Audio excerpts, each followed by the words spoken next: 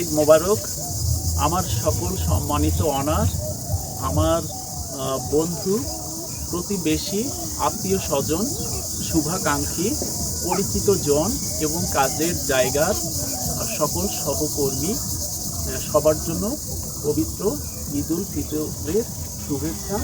2003 সালের সেপ্টেম্বর থেকে আমি আমার কাজের জার্নি শুরু করেছি। সেই তখন থেকে পর্যায়ক্রমে যে সকল সম্মানিত অনার আমার সঙ্গে আছেন এবং অপেক্ষমান অনার হবেন, তাদেরকে স্পেশালি মোবারকবাদ এবং ধন্যবাদ জানাই।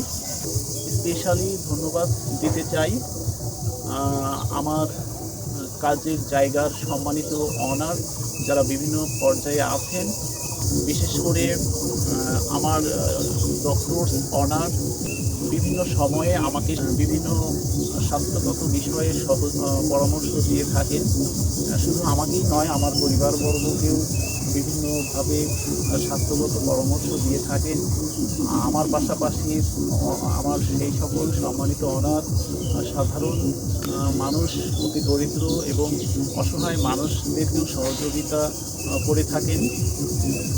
স্পেশালি ধন্যবাদ জানাই বিশেষ করে আর্থিক প্রতিষ্ঠানে যারা রয়েছেন তাদেরকে, কেননা আমার আর্থিক প্রতিষ্ঠানের যে সমস্ত অনার রয়েছেন তাদের নিকটে গিয়ে আমি যেমন পরামর্শ উৎসাহ উদ্দীপনা পাই।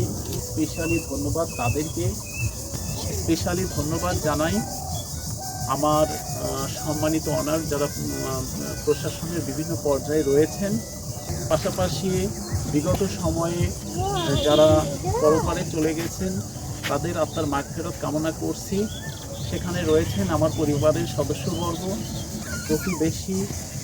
বিশেষ করে 2024 সালে আমার বেশ কিছু অনার ডেথ হয়েছেন, যাদের আত্মার মাগফিরাত কামনা করছি। পাশাপাশি একটি কথা না বললেই নয়, বর্তমান সময়ে আমরা বিভিন্ন মিডিয়া বা বিভিন্ন সংবাদ মাধ্যম, বিভিন্ন চ্যানেল মাধ্যমে দেখছি যে শিশু এবং নারী নির্যাতনের যে চিত্র দিনের পর দিন বেড়েই চলেছে, সেটি ভয়াবহ পর্যায়ে ধারণ করেছে। তো আমাদের সবার জায়গা থেকে আমাদের মিনিমাম দৃষ্টিটা যেন থাকে আমার সামনে যে কর্তব্যটা দাঁড়িয়ে যাবে, আমি বা আমরা যেন সেই কর্তব্যটুকু পালন করতে সাহস রাখি। পাশাপাশি আমি লক্ষ্য করেছি বিভিন্ন অফিস, আদালত, রাস্তাঘাট, বিভিন্ন জনসমাগম জায়গাগুলোতে খুব ছোট বিষয় নিয়েই বড় আকার ধারণ করে বা সিরিয়াস পরিস্থিতি ধারণ করে। তো আমরা যদিও বা কখনো এরকম সিচুয়েশনে পড়েও যাই, সেই ক্ষেত্রে আমরা যেন তাৎক্ষণিক সিদ্ধান্ত ব্যাপারে সময় নিতে পারি, কেননা বিষয়টির যৌক্তিকতা দাঁড় করিয়ে সম্ভব হলে আমরা যেন ক্ষমা করতে পারি এবং ক্ষমার মাধ্যমে আমি আমার নিজের পরিচয় যেন তুলে ধরতে পারি। এই বিষয়টি আমি বা আমরা যেন স্মরণে রাখি। পাশাপাশি আমরা যেখানে যে অবস্থায় আছি, আমাদের প্রতিবেশী বা চলার পথে একেবারেই অসহায়, যেখানে সহযোগিতার হাত না বাড়ালেই নয়, সেই জায়গাটিতে যেন আমরা হাতটি বাড়াতে পারি আমাদের সাধ্য মতো। সেই হোক আমার একজন প্রতিবেশী বা চলার পথে কোনো একজন ব্যক্তি। তো আমরা অনেক সময় দেখা যায় যে বাইরে হয়তো খাচ্ছি, এমনও অসহায় লোক আছেন যিনি হয়তো তারও খাবার প্রয়োজন।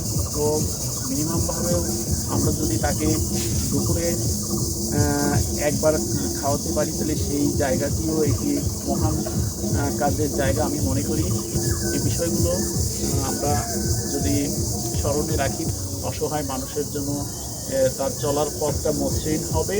পরিশেষে সকলের মঙ্গল কামনা করে, সুস্বাস্থ্য কামনা করে সবাইকে আবারও ঈদের শুভেচ্ছা বার্তা দিয়ে আমি আমার সংক্ষিপ্ত খুদে বার্তা শেষ করছি। সবার জন্য ধন্যবাদ।